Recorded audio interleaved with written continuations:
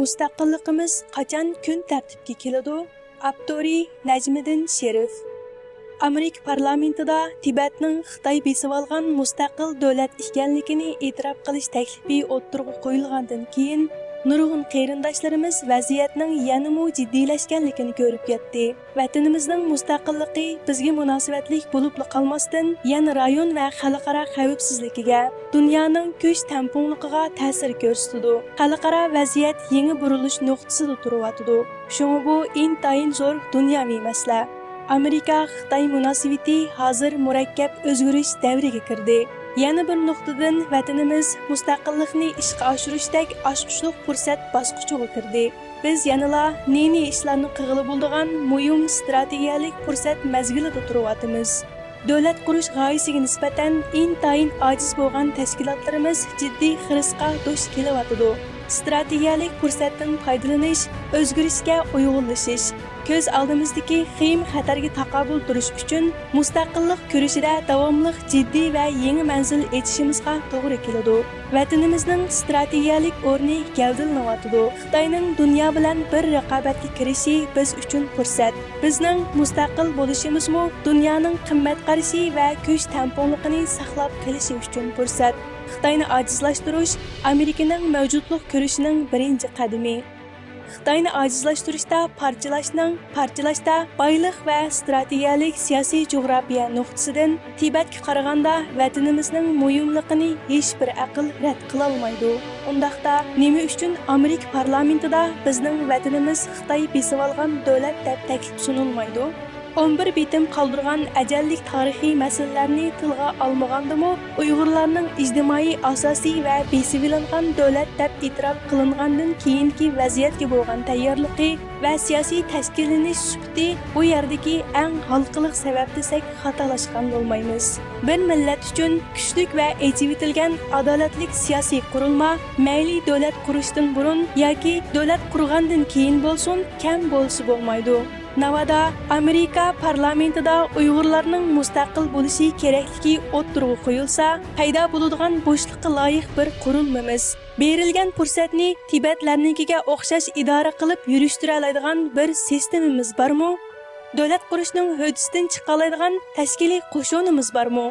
Yoki Yevropa ittifoqining Kosovo mustaqilligini muhokama qilish yig'inida Germaniya vakili aytgandek, Kosovoliklar o'zlarining dunyoning qimmat qarashiga uyg'un bir davlatni yurishtira oladigan siyosiy saboqqa ega turkum ekanligini ko'rsatdi degan bahoga erisha olamizmi?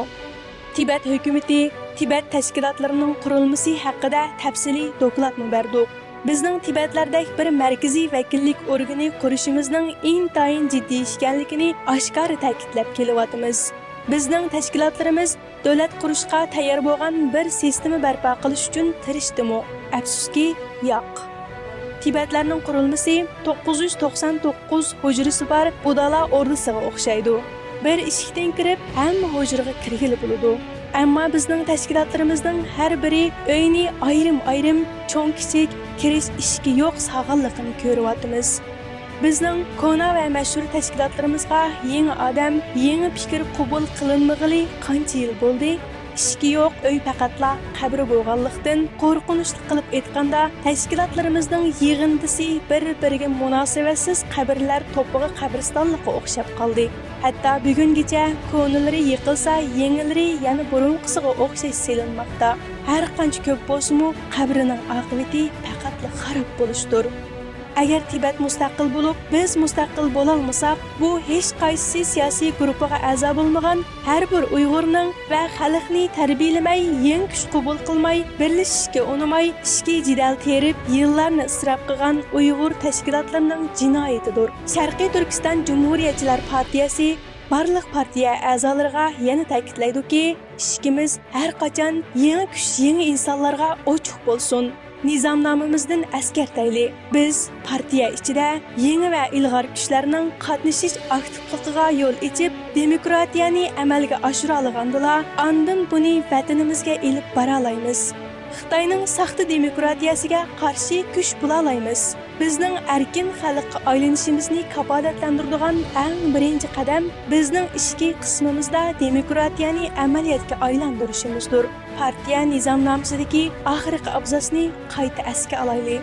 Uzoq muddatlik mavjudlik va hurlik yetaklaydigan qarorning ijrosi uchun aktiv tirishadigan, har bir fursat uchun tavakkul qila oladigan, badal to'lashga jur'at qila oladigan harmas bir guruhga bo'lmaganida har qanday ulug' g'oyimi quruq gapga aylanib qoladi.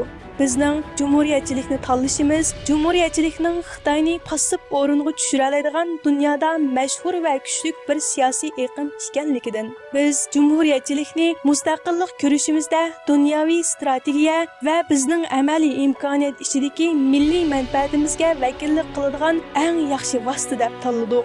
Cumhuriyetçilikni asosiy prinsip qilib tanlaganlikdan xalqaro bilan siyosiy aloqa qurish nuqtasida biz tanlag'ili bo'ladigan nurg'un pishqan tajribalar bor.